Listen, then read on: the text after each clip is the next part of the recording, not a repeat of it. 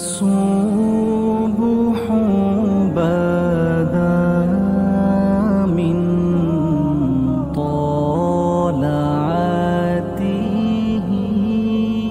وہ جوان جو ہی پروان چڑھا ان فوان شباب آیا تو اس کی پیشانی سجدے کے تقدس سے مالا مال ہو گئی. اس کی آنکھوں میں حیا اور شرم کے پہرے آ گئے. اس کے خیالوں میں پاکیزگی آ گئی.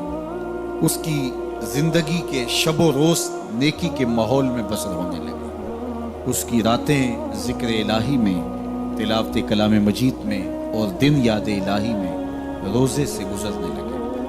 وہ جوان جس کی جوانی اللہ کی عبادت میں گزری. کہ جوانی اگر عبادت میں گزر گئی تو بڑھاپا تو پر نور ہے ہی ہے. سب سے مشکل مرحلہ زندگی کا جوانی کا ہے. شیطان زیادہ ورغلاتا ہے کسی شخص کو جب وہ جوانی کے مرحلوں سے گزر رہا ہوتا ہے. تو جس کی جوانی خیریت کے ساتھ گزر گئی اور اس نے اپنی جوانی کے تقدس کو محفوظ رکھ کے منزل تک پہنچا لیا، اپنی عصمت کے جوہر کی حفاظت کی، اپنی آبرو کو لٹنے نہیں دیا، اپنی آنکھوں کی شرم و حیا پر پہرے بٹھائے اور آنکھ کو برباد نہیں ہونے دیا اور اپنی زندگی کے تقدس کا پہرا دیا، تو جو جوان اپنی جوانی کو خیریت کے ساتھ گزار گیا. کسی نے کہا تھا نا، کتاب زیست کا ایک اور باب ختم ہوا، شباب ختم ہوا، ایک عذاب ختم ہوا. تو جوانی جس کی منزل تک پہنچ گئی خیریت کے ساتھ، عافیت کے سائے میں. مشکل تو بڑا ہے جوانی کو منزل تک لے جانا، خیریت کے ساتھ، داغدار نہ ہونے دینا، جوانی کے تقدس کو رسوا نہ ہونے دینا، عصمت کے جوہر پہ کالک نہ لگنے دینا، خواہشات کو غالب نہ آنے دینا. آسان کام تو نہیں ہے، مشکل کام ہے. لیکن اگر کوئی مشکل کاٹ گیا، جوانی کے تھوڑے سے ایام میں گزار گیا. اللہ اکبر. حضرت شیخ ختلی کہتے ہیں، داتا گنج بخش علی حجویری علیہ رحمہ کے مرشد ہیں، الدنیا یومن ولنا فیہا صومن. وہ کہتے ہیں دنیا ایک دن ہے، ہم روزہ رکھ کے گزار رہے ہیں. تو روزہ رکھ کے سارا دن گزر ہی جاتا ہے. دوپہر بھی آتی ہے، گزر جاتی ہے، اور عصر کا وقت بھی آتا ہے، گزر جاتا ہے، کھانے کا وقت بھی آتا ہے، چائے کا وقت بھی آتا ہے، سب کچھ ہوتا ہے، لیکن گزر جاتا ہے. افطار تک بندہ پہنچ جاتا ہے. جس نے زندگی روزے کی طرح گزار دی، جس نے جوانی روزہ رکھ کے گزار دی، خواہشات کو بے قابو نہیں ہونے دیا. مشکل کام تھا لیکن اس نے مشکل کام کر دکھایا. اجر کتنا بڑا ہے، سنیے اللہ کے محبوب کی زبان سے سنیے. حضور نے ارشاد فرمایا جو سید ابو ہریرہ کے ذریعے سے ہمارے تک پہنچا. فرمایا قیامت کے دن جب سورج کا رخ سیدھا ہوگا، زمین تانبے کی ہوگی، لوگ پسینے میں شرابور ہوں گے، کوئی ٹخنوں تک پسینے میں، کوئی گھٹنوں تک، کوئی کمر تک، کسی کو پسینے کی لگام دی جائے گی. اور وہ پسینہ ایسے نہیں ہوگا جس طرح یہ پسینہ ہے، اتنا گرم ہوگا. ابن رجب حنبلی کہتے ہیں اس پسینے کا ایک قطرہ اگر احد پہاڑ پہ ڈال دیا جائے تو وہ پگھل جائے، اتنا گرم ہوگا، بدبودار اتنا ہوگا. ایک قطرہ دنیا پہ ڈال دیا جائے، انسان کیا جانوروں کے دماغ بھی پھٹ جائے. اس پسینے میں لوگ شرابور ہوں گے. لیکن جس نے اپنی جوانی کو عافیت سے گزارا ہوگا، کل قیامت کے دن جب کوئی سایہ نہیں ہوگا، اللہ اس جوان پر اپنے عرش کا ٹھنڈا سایہ عطا فرمائے. وہ شخص جس کو کسی عورت نے دعوت گناہ دی اور وہ صاحب منصب تھی، صاحب جمال تھی، اور اس نے یہ کہہ کے یہ خواہش، یہ آرزو مسترد کر دی، انی خاف اللہ. اسی طرح کوئی عورت ہے تو اس نے اپنے تقدس کی حفاظت کی، اپنی آبرو پہ پہرا دیا اور کسی پیشکش کو ٹھکرا دیا. تو فرمایا قیامت کے دن جب کوئی سایہ نہیں ہوگا، اللہ اسے بھی اپنے عرش کا ٹھنڈا سایہ دے گا. کیسا سخت دن، اور وہ کس اعزاز میں ہوگا، کس تکریم میں ہوگا. یہ تو 4 دن 10-20 سال ہیں، اور وہ 50,000 سال کا ایک دن. پھر اس کو اللہ کا شکر ادا کرنا ہوگا کہ اللہ تو نے کتنا کرم کیا میرے اوپر کہ میری جوانی خیریت اور عافیت سے گزری، اور آج اس کا تو کتنا بہتر صلہ مجھ کو دے. آج اللہ نے مجھے اور آپ کو فرصت دی ہے. یہ اٹھتے ہوئے جنازے، یہ پھیلی ہوئی قبریں، یہ ہم سے بچھڑتے ہوئے لوگ، یہ ہمارے لیے ایک پیغام ہے، ایک میسج ہے ہمارے نام. یہ ہمارے لیے عبرت ہے. آج وہ جا رہے ہیں تو ہمیں بتا کے جا رہے ہیں کہ صاحب ہم جا رہے ہیں، ہمارے پیچھے تم بھی آ رہے ہیں. اور یہ بات ذہن میں رکھیے، دنیا پر آنے کی ایک ترتیب ہے، دنیا پر جانے کی وہ لازمی ترتیب نہیں ہے. پہلے دادا آتا ہے، پھر باپ آتا ہے، پھر بیٹا آتا ہے، پھر اس کے بعد بچے آتے ہیں۔ ایسے کبھی نہیں ہوا کہ باپ سے پہلے اولاد آ گئی ہو۔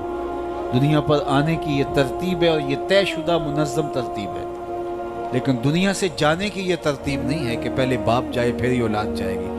بسا اوقات بوڑھے باپ کو جوان بیٹے کی میت کو کندھا دینا پڑ جاتا ہے۔ تو یہ دنیا سے کب کوئی جا سکتا ہے مجھے اور آپ کو نہیں پتہ۔ یہ امر مخفی رکھا گیا ہے اس لیے تاکہ ہم ہر لحظہ موت کے لیے تیار رہیں۔ موت کے لیے تیاری یہی ہے کہ ہم توبہ کی دہلیز پہ کھڑے رہیں، اپنے مالک کے حضور رجوع کرتے رہیں، اچھے اعمال کا ذخیرہ کریں، اور کسی کے حق ہمارے ذمے پر نہ ہو کہ ہم قیامت کے دن جو ہے وہ پچھتائیں۔ کسی نے اگر کسی کا حق غصب کیا صرف 3 پیسوں کے عوض کے اندر، قیامت کے اندر یہ کرنسی تو ہمارے ساتھ ہوگی نہیں، یہ تو ہم یہیں چھوڑ دیں گے، یہ مال، یہ دولت، یہ بینک بیلنس یہیں چھوڑ کے چلے جائیں گے۔ یہ تو کفن بھی میلا نہیں ہونے دیں گے کہ بانٹ لیں گے۔ جاندی واری ڈرونا بنے ہوتے ہاتھ نہ لاندے ڈردے، جنہ لئی تو پاپ کمائے اج کتھے نہیں تیرے کر دے۔ وہ تو کفن بھی میلا نہیں ہوں گے دیں گے، بانٹ لیں گے۔ تو آخرت میں سکہ رائج الوقت عمل ہوگا، تو پھر عمل لیے جائیں گے۔ تو جس نے کسی کا 1 ٹگا مارا ہوگا، 3 پیسے مارے ہوں گے، اس کے بدلے میں 700 نمازیں جو با جماعت پڑھی گئی ہیں وہ لے لی جائیں گے۔ اور جو لوگوں کے پلاٹ ہڑپ کر گئے، رشوتیں، زیادتیاں، جور و ظلم اور لوگوں کے ساتھ زیادتیاں اور لوگوں کا مال ہتھیانا، خون نچوڑنا، اذیتیں دینا، تو کس طرح وہ قیامت کے دن عہدہ برا ہو سکیں گے؟ تو آج اللہ کی رحمت کے در کشادہ ہیں اور اس کی رحمتیں آواز دے رہی ہیں، آجو پلٹ کے میری رحمت کے دروازے کھلے۔ اللہ اکبر۔ یا ایھا الانسان ما غرک بربک الکریم، اے انسان پلٹ کے آ جاتے، رب بڑا ہی کریم ہے۔ مجھے بتاؤ، یوں بھی کوئی آواز دیتا ہے، یوں بھی کوئی پکارتا ہے؟ بھاگے ہوئے مجرم کا تعاقب کیا جاتا ہے، کبھی یوں بھی پیار سے اس کو بلایا جاتا ہے، لیکن 70 ماؤں سے زیادہ پیار کرنے والا رب پکار پکار کے کہہ رہا ہے، او بھاگنے والے آجا پلٹ کے، تیرے رب کا دروازہ کھلا ہوا ہے۔ وہ یہ نہیں دیکھے گا تو نے جرم کتنے کیے، وہ یہ دیکھے گا تو پلٹ کے آئے گا، آ گیا ہے۔ اور وہ تیرے گناہ نہیں دیکھے گا، تیرے آنے کو دیکھ کے تیرے گناہوں کو بدل کے نیکیوں میں تبدیل کر دے۔ جتنا بڑا گناہ گار ہے اتنا بڑا نیکوکار بن جائے۔ آ تو صحیح، آنا تو نے ہے ہی، پھر جو کفن میں منہ چھپا چھپا کے آتا پھرے گا، پھر جو تجھے لوگ اٹھا کے لائیں گے۔ اچھا نہیں ہے کہ اپنے قدموں سے خود ہی چل کے آ جا، آج کھلے منہ آ جا، اس کی رحمتیں تیرے استقبال کرنے کے لیے منتظر ہیں۔ آج وہ آواز دے کے کہہ رہا ہے، آجا میری رحمتیں تیری منتظر ہیں۔ ما غرک بربک الکریم، تجھے کریم رب سے کس نے مغرور کر دیا؟ تکبر میں، رعونت میں مبتلا ہو گیا، تو اپنے مالک کی دہلیز کو چھوڑ گیا۔ آجا پلٹ کے، وہ کریم تجھے بلا رہا ہے، اور دیکھ اس کا رشتہ کتنا گوڑا ہے۔ اللہ ذی خالقہ کا، اس نے تجھے پیدا کیا ہے، وہ تیرا خالق لگتا ہے۔ اللہ، یعنی وہ تجھے بلا رہا ہے جس کا تیرا رشتہ اتنا گہرا ہے کہ وہ تیرا خالق لگتا ہے۔ ماں کو جو اولاد سے پیار ہے، دنیا کے کسی ترازو پہ وہ پیار بولا جا سکتا ہے؟ ماں کی محبت کا کہیں وزن ہو سکتا ہے؟ آج کل یہ آپ کے بھی تھوڑا سا آگے گزرے تو اتنے بڑے ترازو گاڑ دیے گئے ہیں جہاں پورا کنٹینر تول لیا جاتا ہے۔ تو میں دوستوں کو کہتا ہوں کہ آج اتنے بڑے بڑے ترازو ایجاد ہو گئے ہیں کہ جہاں کنٹینر توڑ لیے جاتے ہیں، پہاڑ توڑ لیے جاتے ہیں۔ آج جدید دنیا کے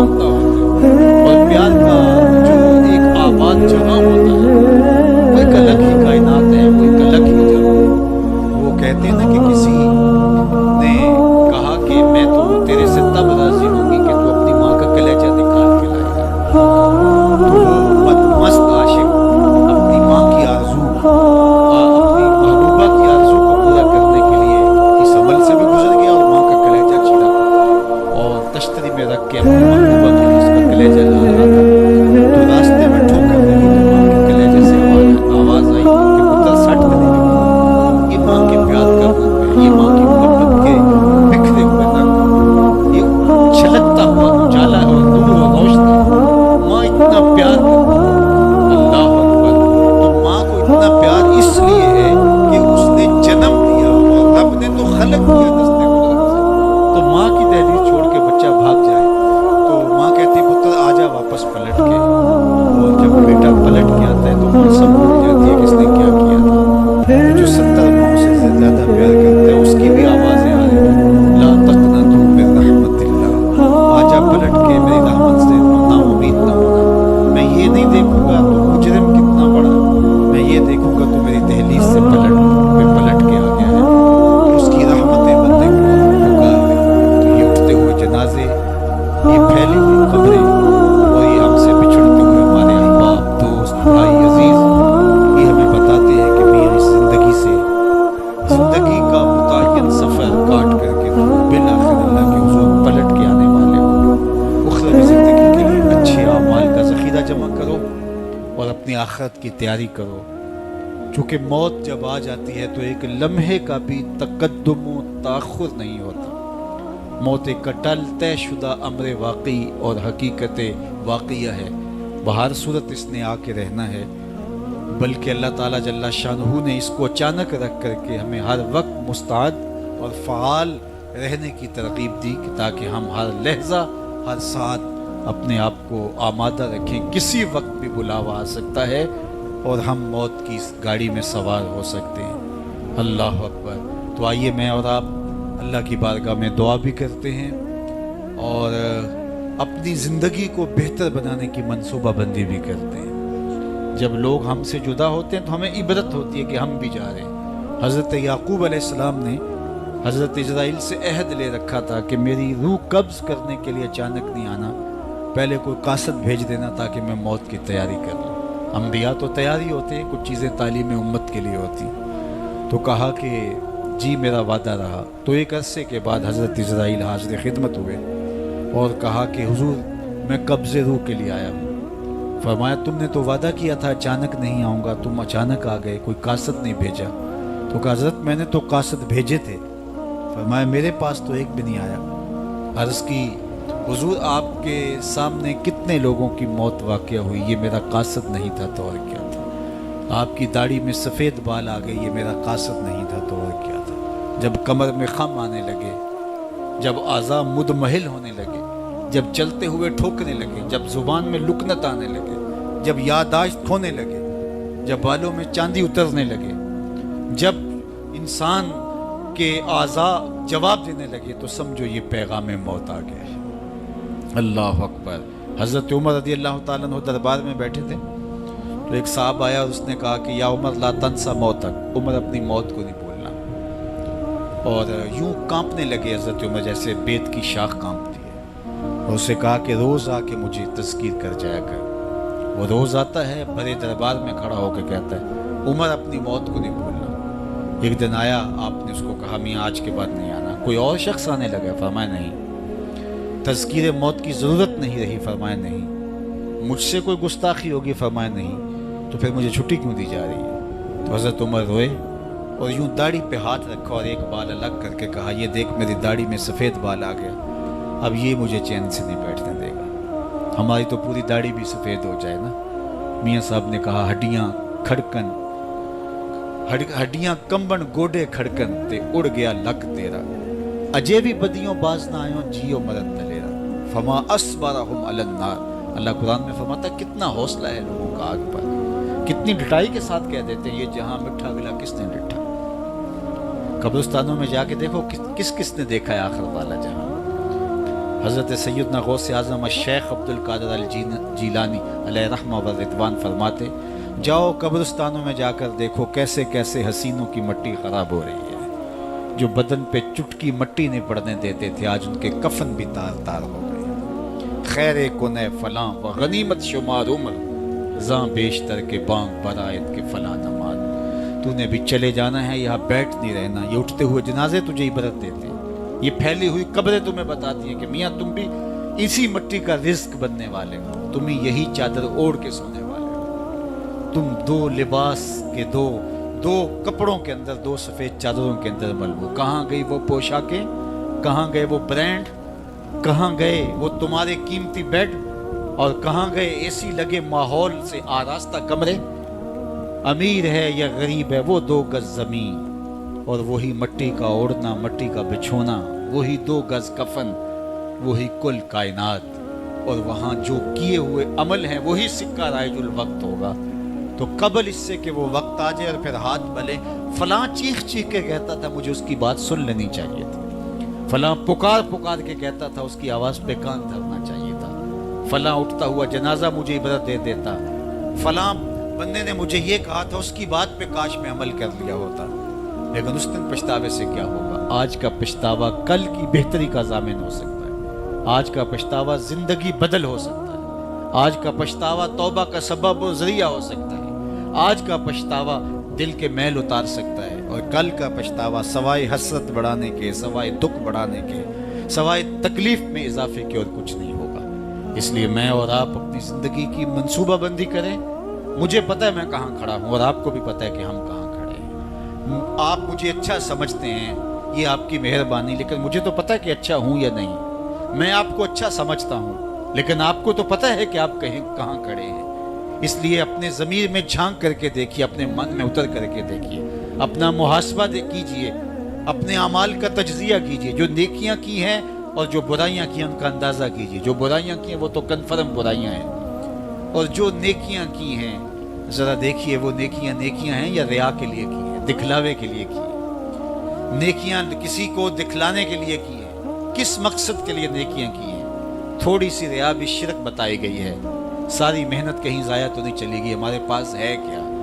ہمارے دامن میں گناہ ہے تو لتھڑے بڑے ہم، سویر سے لے کر شام تک، چغلی غیبت سے لے کے بدکاریوں تک، نگاہوں کی بدکاریوں سے لے کر کے سوچوں کی بدکاریوں تک ہم کہاں کہاں پڑے رہتے ہیں، اور دوسری جانب ہمارے پلے میں نیکیاں کتنی ہیں ہمیں سارا پتہ ہے۔ ایک تو نامہ اعمال قیامت کے دن تولا جائے گا، ہم خود اپنے ضمیر کی عدالت میں ترازو گاڑ کے تولیں۔ حضرت عمر فرمایا کرتے تھے حاسبو قبل ان تحاسبو، اس سے قبل کہ تمہارا حساب کیا جائے تم اپنا حساب پہلے ہی خود کر لو۔ کبھی آپ عمرے پہ جاتے ہیں یا بیرون ملک سفر کرتے ہیں تو وہاں سامان باندھ کر کے پہلے تول رہے ہوتے ہیں کہ ایئرپورٹ پہ پریشانی نہ ہو۔ حالانکہ ایئرپورٹ پہ اگر 2-4 کلو سامان بڑھ بھی گیا تو کوئی بات نہیں، 4 ریال دے کے آپ سامان لا سکتے ہیں، لیکن اس کے باوجود آپ وہاں کسی سے ترازو مانگ کے بار بار اپنے پیس تول رہے ہوتے ہیں کہ جناب ایئرپورٹ پہ جا کے پریشانی نہ ہو۔ تو اس دنیا پر بھی اعمال تول لو، کہیں نزاع کے وقت پریشانی نہ ہو، کہ حشر کے وقت جب اعمال تولنے لگے تو وہاں پریشانی نہ ہو۔ تو یہ تھوڑا سا وقت ہے، یہ زندگی مختصر ہے، اور ہم تیزی کے ساتھ موت کی طرف بڑھ رہے ہیں۔ حضرت سیدنا علی المرتضیٰ رضی اللہ تعالیٰ عنہ فرماتے ہیں یہ تمہاری سانسیں جو ہیں یہ موت کی طرف اٹھتے ہوئے قدم ہیں۔ تم سمجھتے ہو ہم بڑے ہو رہے ہیں، لیکن حقیقت میں تم چھوٹے ہو رہے ہو، چونکہ گنتی جب الٹی شروع ہو جائے تو کام جلدی 0 پر پہنچتا ہے۔ کبھی آپ اشارے پہ رکے ہوں تو 60 سے نیچے آ رہی ہو یا 70 سے یا 120 سے، تو کام تو 0 پہ آ جاتا ہے، اور جب کام 0 پہ آ جاتا ہے تو پھر لال بتی جل جاتی ہے۔ اللہ اکبر۔ تو یہ تیزی کے ساتھ زندگی گزر رہی ہے، اور ہم کوئی 60 سے نیچے آ رہا ہے، کوئی 55 سے نیچے آ رہا ہے، کوئی 50 سے نیچے آ رہا ہے، اور جب 0 تک آ جائیں کہ پھر اس سے آگے تو کچھ بھی نہیں ہے۔ ایک روایت میں آتا ہے ان اللہ یحب الشاب التائب، اللہ تعالیٰ توبہ کرنے والے جوان کو پسند کرتا ہے، اس سے محبت کرتا ہے۔ تو وہ محبوب بارگاہ ہو جاتا ہے جو جوانی میں اللہ جل شانہ ہو کے حضور رجوع کرتا ہے۔ یا کسی نے کہا تھا در جوانی توبہ کردن شیوائے پیغمبری، وقت پیری گرگ ظالم می شود پرہیزگار۔ جوانی میں توبہ کرنا پیغمبروں کا شیوا ہے۔ جب بوڑھا ہو جائے، دانت ٹوٹ جائیں، پنجوں میں زور نہ رہے، تو بھیڑیا شکار چھوڑ کر کے شریف بن کے بیٹھ جائے، تو یہ تو اس کی مجبوری ہے۔ جوانی میں توبہ کرنا، جب قوا مضبوط ہوں، جب شباب کی جولانیاں ہوں، جب آرزویں جواں ہوں، جب خواہشیں پگلی ہوں، اور پھر اس کے باوجود اپنی خواہشات کو کنٹرول میں رکھنا، اپنی آرزوؤں کو لگام ڈال دینا، اور اپنی تمناؤں کو حصار میں رکھنا، اور اللہ سے ڈر کے گناہوں کو چھوڑنا، اور اس کے حضور سجدہ ریزیاں، اس کے حضور خشوع و خضوع کے ساتھ زندگی کے لمحات بسر کرنا، یہ خوش نصیب لوگوں کا مقصود ہوتا ہے۔ تو وہ جوان جس کی جوانی یاد الہی میں گزری، جس کی جوانی ذکر الہی میں گزری، مصلی پہ گزری، تہجد کے لمحات میں وہ اٹھ کے اللہ کے حضور دعائیں کرتا رہا، التجائیں کرتا رہا، وہ جوان قیامت کے کڑکتے اس ماحول میں اللہ کے عرش کے ٹھنڈے سائے تلے ہوگا۔ تیسرا شخص جس کو اللہ تعالیٰ قیامت کے دن اپنے عرش کا ٹھنڈا سایہ عطا کرے گا، وَرَجُلٌ قَلْبُهُ مُعَلَّقٌ بِالْمَسَاجِدِ، وہ شخص جس کا دل مسجد کے ساتھ جڑا ہوا ہے، مسجد کے ساتھ لٹکا ہوا ہے، مسجد کی ملازمت، مسجد کی حاضری، مسجد کی صفائی، مسجد کی ستھرائی، مسجد کی پاکیزگی کے لیے کوشش، مسجد کی تعمیر، مسجد کی تزئین اور مسجد کی آبادی کے لیے دن رات کوشاں رہا، ایک نماز کے بعد دوسری نماز کا انتظار کرتا ہے، تو یہ خوش نصیب وہ ہے جس کا دل جڑا ہوا ہے مسجد کے ساتھ۔ ایک جلیل القدر نام آپ نے سنا ہے، اور وہ ہے ربی بن خثیم رضی اللہ تعالیٰ عنہ۔ انہیں حمامت المسجد کہا جاتا تھا، مسجد کا کبوتر۔ تو یہ کہا کرتے تھے اس قدر مسجد میں رہتے تو کہتے مجھے اچھا لگتا ہے کہ میں اللہ کے گھر میں رہوں۔ تو یہ فرمایا کرتے تھے کہ جس دن اذان ہو اور مجھے مسجد میں نہ پاؤ تو سمجھ لینا کہ میرا انتقال ہو گیا۔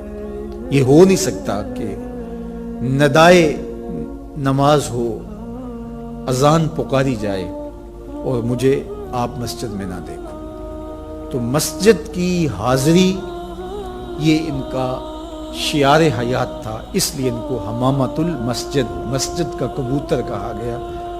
تو کتنے خوش نصیب لوگ ہیں جو مسجد سے جڑے ہوتے ہیں۔ فرمایا کچھ لوگ ہیں جو مسجد سے یوں جڑے ہوئے ہوتے ہیں جس طرح لکڑی میں کیل ٹھکا ہوتا ہے، تو چوب کے اندر جس طرح کیل جڑا ہوا ہوتا ہے اسی طرح وہ مسجد کے ساتھ جڑے ہوئے ہیں۔ تو کبھی وہ بیمار ہو جائیں اور وہ مسجد حاضر نہ ہو پائیں تو اللہ کے کچھ فرشتے ہیں جو ان کی عیادت کرنے کے لیے ان کے گھروں میں جاتے ہیں۔ یہ خوش نصیب لوگ ہیں جو مسجد کے ساتھ اپنے آپ کو وابستہ رکھتے ہیں۔ فرمایا انما یامر مساجد اللہ، اللہ کی مسجدوں کو بس وہی لوگ آباد کرتے ہیں من آمن باللہ والیوم الآخر، جو اللہ پر ایمان رکھتے ہیں اور پچھلے دن پر ایمان رکھتے ہیں۔ تو اللہ اور پچھلے دن پر، آخرت پر ایمان رکھنے والے مسجدوں کے ساتھ وابستہ رہتے ہیں، مسجدوں کے ساتھ جڑے رہتے ہیں۔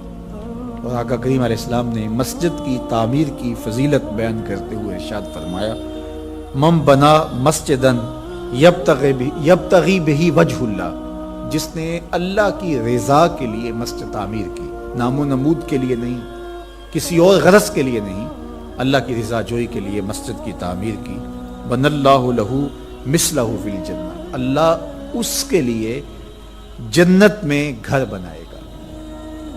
تو یہ بلکہ پوری مسجد بھی نہیں، آدھی اینٹ کے برابر بھی اگر کسی نے مسجد کی تعمیر میں حصہ ڈالا، تو ایک جانور کے گھونسلے کے برابر بھی کسی نے مسجد کی تعمیر کی، تو اس کے لیے بھی یہ فضیلت بتائی گئی کہ جنت میں اس کو محل دیا جائے گا، قصر دیا جائے گا۔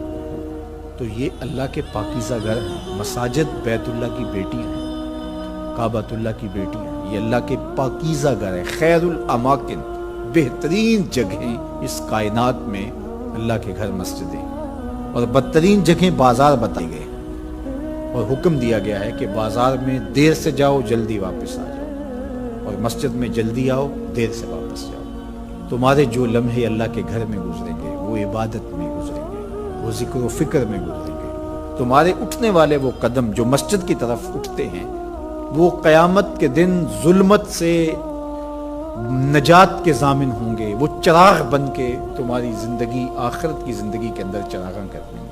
تمہیں جنت کی طرف لے جانے والے وہ قدم ہیں جو مسجد کی طرف اٹھتے ہیں، مسجد کی طرف بڑھتے ہیں۔ تو اللہ کے پاکیزہ گھروں کی طرف ہمارا رب، ہمارے قلب کا تعلق، ہماری محبت کا رشتہ، یہ ہمارے دین کا تقاضا ہے۔ اللہ اور پچھلے دن پر، آخرت پر مضبوط عقیدہ مسجد سے ہمیں جوڑتا ہے۔ کبھی کسی مجبوری کی وجہ سے مسجد جانے سے قاصر ہوں، بیمار پڑ گئے ہیں، مسجد نہیں جا سکتے، یا حالات ایسے ہیں جس طرح آج کل کے حالات ہیں کہ مسجد میں جانا کسی وجہ سے موقوف ہو گیا، تو مومن اس پر خوشی محسوس نہیں کرے گا۔ وہ بیماری کی وجہ سے یا کسی اور سبب سے مسجد نہیں جا پا رہا تو اس کا اندر بے چین ہوگا اور وہ دعائیں کرے گا، مالک وہ لمحے آئیں کہ تیرے پاکیزہ گھر میں میری حاضری ہو، تیرے دربار میں حاضر ہوں، تیری چوکھٹ پہ جا کے سلامی پیش کروں، میری پیشانی تیرے حضور مسجد کے فرش کو چھوئے اور تیری بندگی کے ترانے گائے۔ تو وہ یہ آرزو کرے گا، اگرچہ شریعت اس کو رخصت بھی دیتی ہو لیکن پھر بھی اس کی تمنا تو ہوگی۔ وہ اس پر شکر نہیں بجا لائے گا، بغلے نہیں بجائے گا کہ چلو ایک بہانہ مل گیا، نہیں، بلکہ وہ اس پہ خوش نہیں ہوگا، الٹا اس کی طبیعت کے اندر ایک بے چینی اور اس طرح پیدا ہوگی چونکہ وہ جڑا ہوا ہے، اس کا دل جڑا ہوا مسجد کے ساتھ۔ تو ایسا شخص جس کا دل مسجد کے ساتھ جڑا ہوا ہے، تو میرے اور آپ کے آقا و مولا نے فرمایا قیامت کے دن جب کوئی سایہ نہیں ہوگا، اللہ اس کو اپنے عرش اجتمع علیہ و تفرق علیہ۔ وہ شخص، وہ دو اشخاص جو محبت کرتے ہیں تو اللہ کے لیے، آپس میں جب ملتے ہیں تو اللہ کے لیے، جدا ہوتے ہیں تو اللہ کے لیے، یعنی ان کی محبت کسی دنیاوی منفعت کے لیے نہیں، کسی ذاتی غرض کے لیے نہیں، محض دوستیاں پیدا ہو جاتی ہیں اور ایک دوسرے کو ملے بغیر تسلیم نہیں ہوتی، اس لیے نہیں، بلکہ ان کی دوستی محض اللہ کی رضا کے لیے، اللہ کی خوشنودی کے لیے۔ الحب للہ والبغض للہ، اللہ کے لیے محبت، اور جب بغض کسی سے ہے، دشمنی کسی سے ہے، تو وہ بھی اللہ کے لیے۔ جس میں تنہائی میں اللہ کا ذکر کیا، اللہ کو یاد کرنے بیٹھ گیا، کوئی دیکھنے والا نہیں تھا، وہ تنہا تھا، حجرے میں تھا، اپنے بند کمرے میں تھا، اپنے رب کو یاد کیا، اللہ کی یاد کرتے کرتے اس کی آنکھوں سے آنسو ٹپکنے لگے، اس کی آنکھیں آنسوؤں کا خراج دینے لگی۔ تو میرے اور آپ کے آقا و مولا نے فرمایا کہ یہ آنسو اتنے قیمتی ہیں، ان آنسوؤں کے بدلے میں قیامت کے دن اسے عرش الہی کا سایہ نصیب ہوگا، عرش الہی کا سایہ اسے نصیب ہوگا ان آنسوؤں کے بدلے میں۔ رومی علیہ رحمہ فرماتے ہیں جہاں پانی گرتا ہے وہاں سبزہ اگتا ہے، جہاں آنسو گرتے ہیں وہاں رحمت اترتی ہے۔ تو اس لیے جو اللہ کی یاد میں رونے کا لطف ہے اور اللہ کی یاد میں آنسو بہانے کا اجر اور صلہ رکھا گیا ہے، یہ گناہوں کو دھو ڈالتا ہے، یہ اندر کی صفائی اور ستھرائی کا سبب اور ذریعہ ہے۔ میرے اور آپ کے آقا و مولا نے فرمایا راتوں کی تنہائیوں میں اٹھ کے قرآن پڑھا کرو اور قرآن پڑھتے ہوئے رویا کرو۔ پھر فرمایا فَإِن لَمْ تَبْكُوا فَتَبَاكُوا، اگر رونا نہ آئے تو رونے کی کوشش کیا کرو۔ حضرت داتا گنج بخش علی حجویری سے ایک مرید نے کہا حضرت اگر رونے کی کوشش کریں پھر بھی رونا نہ آئے، فرمایا پھر اپنے مقدر پہ رویا کرو، تم اتنے سنگ دل ہو گئے ہو کہ تمہاری آنکھیں آنسوں کا خراج نہیں دیتی۔ جو رونا نہیں جانتا وہ اللہ کی رحمتوں کو اور اللہ کی کرم نوازیوں کو کیسے سمیٹ پائے گا؟ بچہ روتا ہے تو ماں دودھ دیتی ہے، جب بندہ اللہ کی حضور الہاؤ زاری کرتا ہے، عجز کرتا ہے، انکساری کرتا ہے تو اللہ کی رحمتوں کو جوش آتا ہے اور اللہ تعالیٰ کی رحمتیں اس پہ برستی ہیں اور اس کے نہ صرف گناہ معاف ہوتے ہیں بلکہ اللہ تعالیٰ اس کے گناہوں کو بدل کے نیکیوں میں تبدیل کر دیتا ہے۔ ایک فقیر تھا، ملنگ درویش، اللہ کا بندہ، اس کی عادت یہ تھی کہ اپنے ڈیرے پہ آنے والوں کو کھلاتا، ان کو پلاتا، ان کی ضروریات کا خیال رکھتا، لیکن ان کو مالی آسودگیاں نہیں تھی۔ ہوتا یہ تھا کہ بعض اوقات لوگ آتے تو ادھار لے کر کے وہ لوگوں کو کھلا دیتا۔ خیر چونکہ فقیر کا مزاج یہ ہوتا ہے کہ لوگ آئیں اس کے ڈیرے سے کھائیں، بابا بلے شاہ نے بھی کہا تھا نا اٹ کھڑک کے دکڑ بجے تتا ہووے چلا، آن فقیر کھا کھا جاون راضی ہووے بلا۔ یہ فقیروں کا مزاج ہے، تو جو بھی آتا اس کے ڈیرے سے کھاتا اور وہ ادھار اٹھا اٹھا کے لوگوں کی ضروریات کو پورا کرتے رہتے۔ وقت آخر آ گیا، جن لوگوں نے ادھار دیا تھا وہ سارے تقاضا کرنے آ گئے۔ اب بابا جی کو کیا فکر لاحق ہے کہ یہ میرے مہمان ہیں اور میں ان کو کچھ پیش کرنے کی صلاحیت نہیں رکھتا۔ ایک بچہ تھا، وہ کچھ سامان بیچ رہا تھا، پتیسا بیچ رہا تھا یا کوئی اور چیز بیچ رہا تھا۔ اس نے گلی سے گزرتے ہوئے آواز لگائی، خادم کو کہے سے بلا کے لاؤ، کہا تم بیچ رہے ہو تو میرے مہمانوں کو کھلا دو۔ بچہ بڑا خوش ہوا کہ میں سارا دن گلیوں میں گھوم کے یہ پتیسا بیچنا تھا۔ اب یہ ایک جگہ ہی سارا فروخت ہو گیا تو یہ تو موج لگ گئی، میں جلدی گھر چلا جاؤں گا، میری ماں خوش ہو گئی۔ تو سارا ان مہمانوں کو کھلا دیا گیا اور اس کے بعد کہا بابا جی پیسے، کہا تم بیٹھ جاؤ، جب ان کو ملیں گے تو تجھے بھی مل جائیں گے۔ وہ بیٹھ گیا، 2 4 10 منٹ بیٹھا تو بچہ تھا، پھر کھڑا ہو گیا، بابا جی پیسے، کہا جب ان کو ملیں گے تو تجھے بھی مل جائیں گے۔ پھر آدھا گھنٹہ گزرا تو پھر اس نے کہا بابا جی پیسے، میری ماں میرا انتظار کر رہی ہے، ہمارے گھر کا چولہا اسی سے جلتا ہے، میں یہ پیسے لے کر جاؤں گا اور میری ماں کوئی ہنڈیا خریدے گی اور ہم شام کا گھر کا کوئی سلسلہ کریں گے۔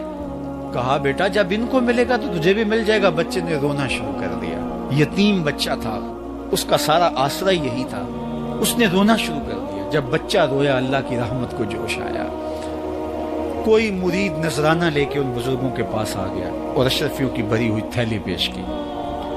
وہ اتنے پیسے تھے کہ اس بچے کو بھی دیے، جتنے لوگ آئے تھے سب کا قرض چکایا، کہا جاؤ گھروں کو۔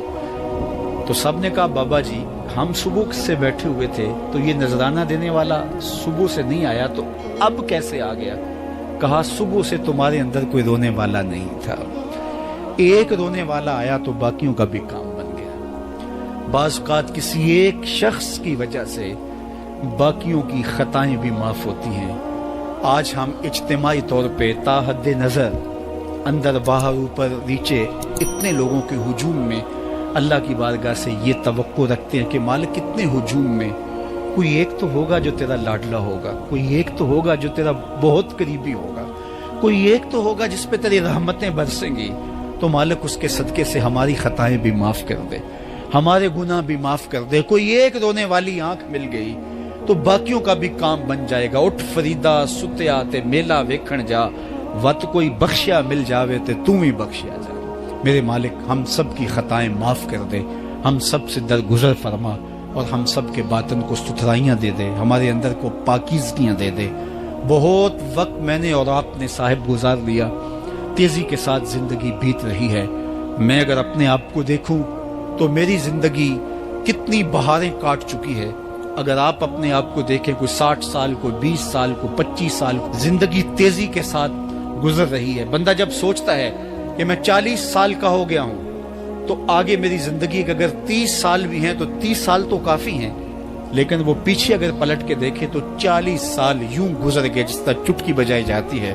جب چٹکی بجانے کے وقت میں 40 سال گزر گئے محسوس ہوتے ہیں تو جو باقی 30 سال اگر ہوئے بھی وہ تو گمان ہے میرا، وہ تو گمان ہے آپ کا، ہمیں تو ایک سانس کا بھی نہیں پتا۔